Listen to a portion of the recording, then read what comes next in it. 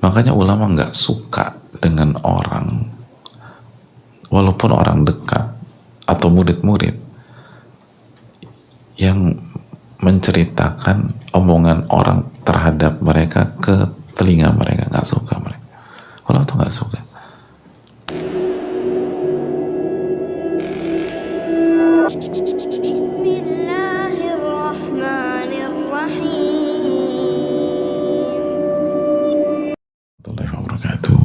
Bismillahirrahmanirrahim. Alhamdulillah wassalatu wassalamu ala rasulillah.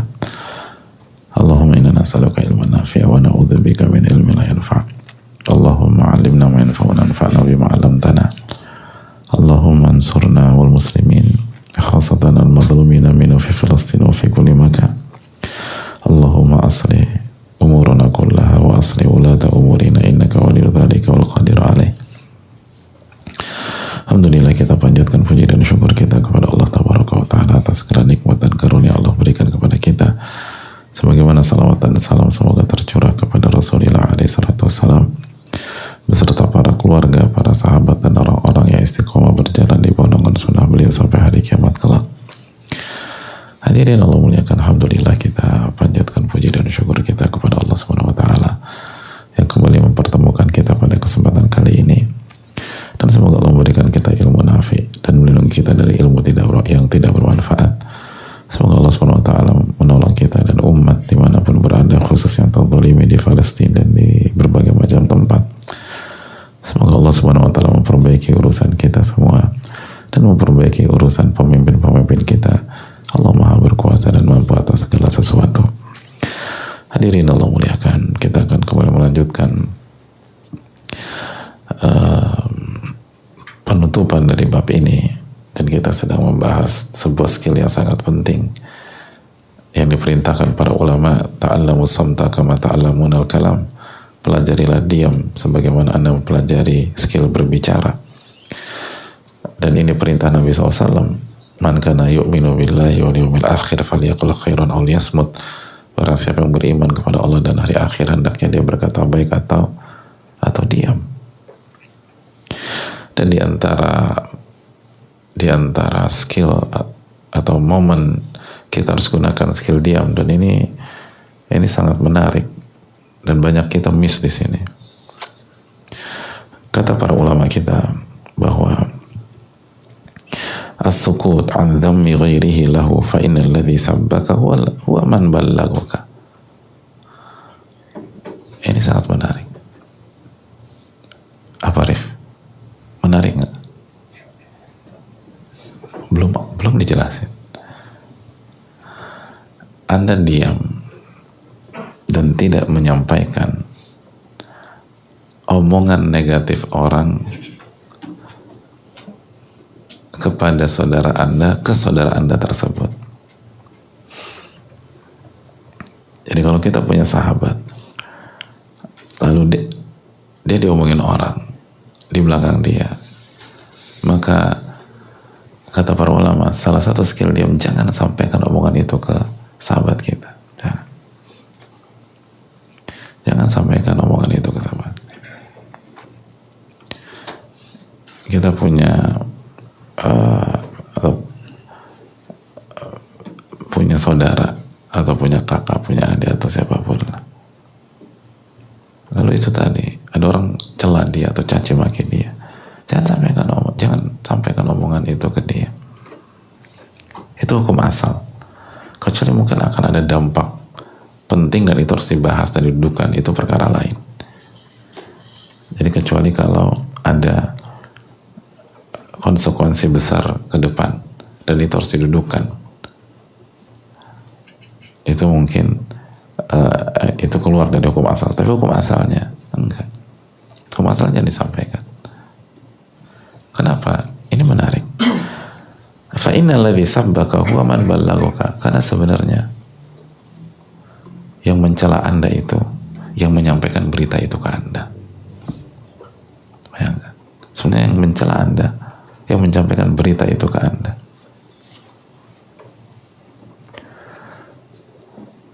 Itu hukum asal, kecuali kalau ada maslahat yang jauh lebih besar atau untuk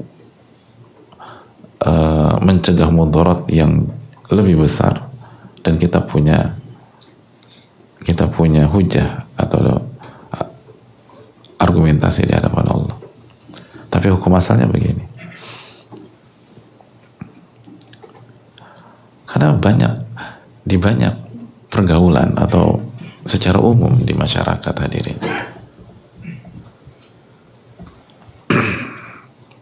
kita tuh nggak tahu banyak omongan orang tentang kita, dan itu fine-fine aja selama kita nggak tahu apakah akan melukai hati kita. Enggak. Jadi omongan orang kepada kita akan membuat, atau omongan orang itu akan membuat kita sakit hati kalau kita dengar. Kalau kita nggak dengar, nggak ada masalah. Ada masalah. Ada orang caci maki Zafran separah-parahnya, tapi Zafran nggak dengar, gitu. Atau dia kirim ke Zafran, handphone Zafran hilang udah, nggak baca. Kira-kira hari itu beliau terpukul? Enggak, santai, ketawa-ketawa, nggak ada masalah. Kapan mulai goncang atau kapan mulai merubah gesturnya? Ketika sampai dan dengar yang benar. Iya. Syarif ngangguk-ngangguk, benar. Iya. Dan seringkali ada banyak pihak itu sakit hati karena ada omongan yang disampaikan oleh temannya, padahal omongan itu diucapkan oleh pembicara 7 bulan yang lalu misalnya. Dan selama 7 bulan gak ada isu sama sekali dalam hidupnya, santai aja. Atau setahun yang lalu, atau 6 bulan yang lalu, atau 3 bulan yang lalu. Ada yang bicara Syarif 1 tahun yang lalu, Rif. Tapi antum gak pernah dengar itu. Kira-kira hidup gimana? Enak gak? Gak pernah dengar sama sekali. Enak gak? Enak. Tiba-tiba gak tahu nih ada pihak curug-curug nyampein, lo dibilangin begini. Gimana perasaannya?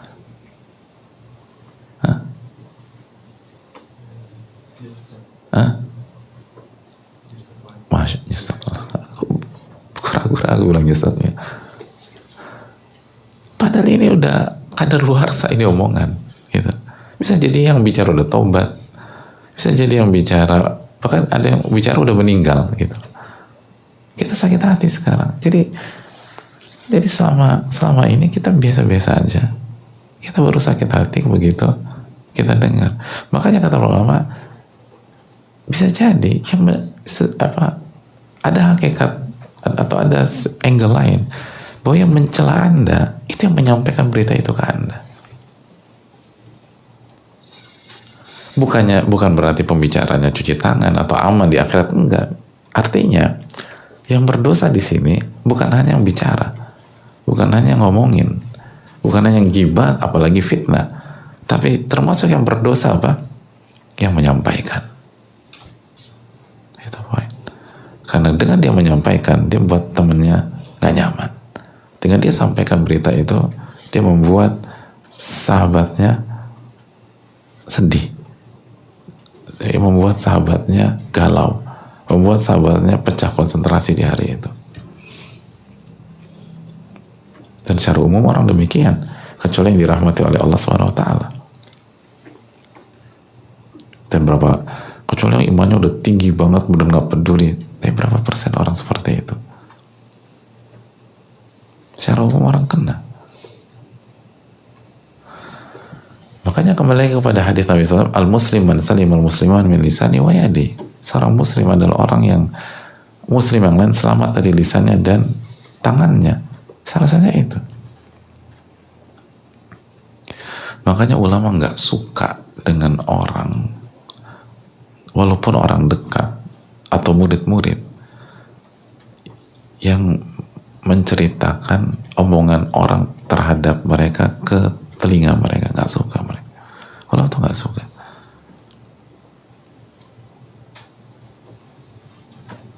benar-benar nggak suka.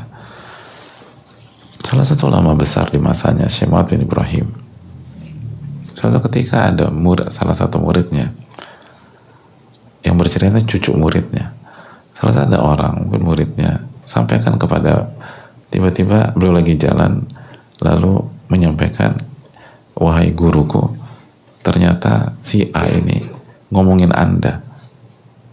Lalu mulai cerita, dia ngomong gini, itu kata diriwayatkan itu beliau hentikan omongan itu. Lalu apa kata beliau? Apakah syaitan tidak punya kurir selain Anda? Bayangkan, apakah syaitan nggak punya kurir selain Anda? Saya mohon izin, saya banyak urusan. Dicuekin, diam. Apakah syaitan nggak punya kurir selain Anda? Jadi berarti menurut sebagian para ulama yang menyampaikan omongan orang kepada kita itu kurirnya syaitan,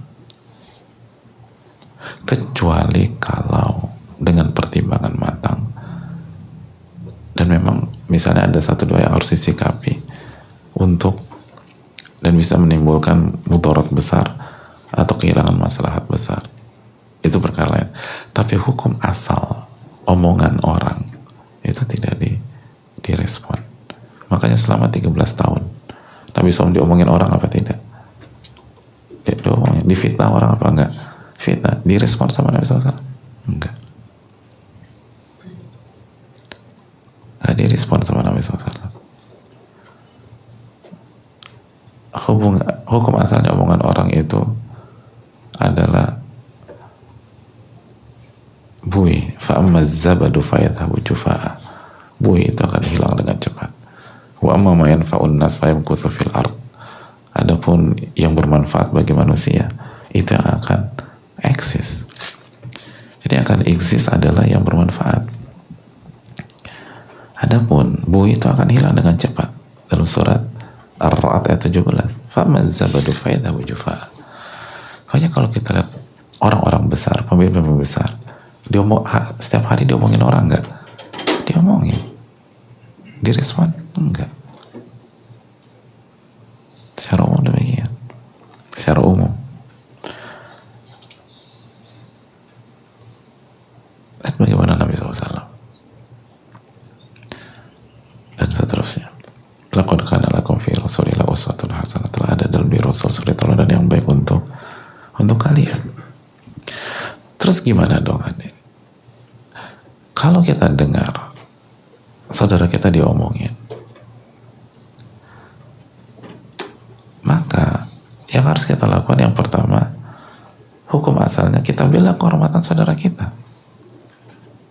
Nabi SAW bersabda dalam hadis Tirmidzi, man radda an irdi akhihi raddallahu an wajhihi an-nar yaumal qiyamah. Barang siapa yang membela kehormatan saudaranya, ketika kalau nama baik saudaranya dijatuhkan, karakternya dibunuh atau dijelek-jelekan, difitnah atau digibahi, Anda bicara sama orang yang, atau Anda bela kehormatan saudara Anda kepada pihak yang menjelek-jelekan itu. Kalau kita bela, maka Allah akan bela kita pada hari kiamat. Dan kalau kita hentikan omongan tersebut, Allah akan jaga wajah kita dari api neraka. Itu luar biasa. Lalu setelah kita bela, kita nggak usah sampaikan ke saudara kita. Yang jadi masalah sebaliknya. Giliran di depan orang yang ngomongin, jelas-jelas nih saudara kita dijelek-jelekan di depan kita. Gitu. Kita diam aja. Habis itu kita sampaikan ke saudara kita tersebut. Ini adu domba namanya, dan itu nyakitin perasaan dan itu tadi. Kalau memang kita sahabat sejati, atau misalnya kita anak yang berbakti, ada orang tua kita, Anda selesaikan di situ. Anda cegah orang itu nggak jelek-jelekan orang tua Anda. Lalu nggak usah laporan ke orang tua. Nanti kalau orang tua sedih, mikirin segala macam, repot lagi kita. Dan kita yang bawa masalah.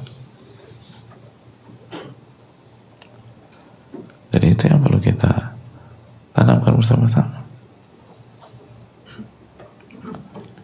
Sekali lagi, bela kehormatan saudara kita, bela nama baik saudara kita ketika dia dijelek-jelekan di hadapan kita, atau diomongin di hadapan kita, atau ada orang ngomong gak pantas tentang dia dan kita di hadapan kita atau ke kita atau lewatnya, bilang ittaqillah, bertakwalah kepada Allah. Jangan bicarakan itu sahabat saya, itu saudara saya, itu sosok yang saya punya hutang budi banyak kepada beliau. Jangan bicarakan tentang dia. Lalu jangan ceritakan itu ke sosok itu, jangan ceritakan itu ke saudara kita, jangan ceritakan itu ke teman kita, buat dia nyaman aja. Bukan laporan, hukum asalnya demikian, kecuali kalau ada hal-hal yang serius. Tapi hukum asalnya omongan orang itu seperti buih yang akan hilang begitu saja, yang akan hilang begitu saja. Itu yang dijelaskan para ulama. Jadi jangan sampaikan omongan orang ke saudara kita tersebut. Itu skill diam. Kalau enggak, kita nanggung dosa. Dosa mencela saudara kita secara tidak langsung. Dosa menyakiti perasaannya secara tidak langsung. Karena bukan kita pembicaranya. Dosa membuat dia sedih. Dosa membuat dia galau. Dosa membuat dia gak nyaman. Dosa bahkan bisa jadi dosa membuat adu domba, karena bisa jadi pembicaranya udah taubat kepada Allah dan itu lama dia bicara itu, udah gak relevan lagi Anda sampaikan. Itu yang perlu kita tanamkan bersama-sama. Tapi aku gak berniat, ya Anda gak berniat, tapi faktanya apa? Begitu Anda sampaikan ada omongan begini, saudara Anda sedih gak? Sedih, ya udah Anda dosa. Itu poin. Itu kata para ulama. Itu hal yang perlu kita tanamkan, dan ini momen yang sering kali kita lupa.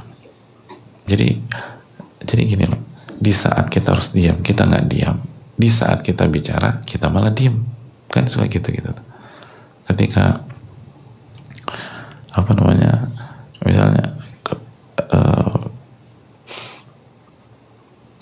misalnya teman kita dibicarakan depan kita, saudara kita dibicarakan depan kita, harusnya kita bicara, jaga lisan, ittaqillah, bertakwa sama Allah. Saya nggak mau dengar. Yang saya kenal dia nggak demikian. Tolong jaga lisan Anda.